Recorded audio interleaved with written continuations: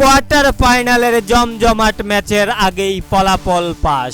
Argentina বনাম Ecuador প্রথম quarter final ম্যাচে কোন দল জিতবে? এবার ম্যাচ শুরু হওয়ার একদিন আগেই ফলাফল পাস করলেন জ্যোতিষী বিড়াল।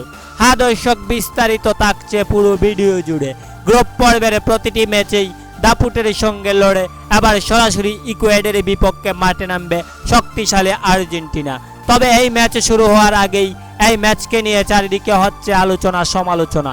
কোপা আমেরিকার প্রথম কোয়ার্টার ফাইনালে আগামী 5ই জুলাই শুক্রবার বাংলাদেশ সময় সকাল 7টায় আর্জেন্টিনা ইকুয়েডরের বিপক্ষে খেলতে নামবে। এর আগে আর্জেন্টিনা এবং ইকুয়েড 17টি ম্যাচে মুখোমুখি হয়েছিলেন। তার মধ্যে আর্জেন্টিনা জিতেছে 9টি ম্যাচে, অন্যদিকে ইকুয়েড জিতেছে মাত্র 3টি ম্যাচে এবং 5টি ম্যাচ ড্র হয়েছে। এদিকে কোপা আমেরিকার প্রথম কোয়ার্টার ফাইনালে আর্জেন্টিনা এবং ইকুয়েডর এই ম্যাচকে নিয়ে ভবিষ্যৎবাণী করেছে জ্যোতিষী বিড়াল। জ্যোতিষী বিড়ালের সামনে এই দুই দেশের কাবার দেওয়া হলে জ্যোতিষী বিড়াল আর্জেন্টিনার দেওয়ার কাবার খেয়েছেন।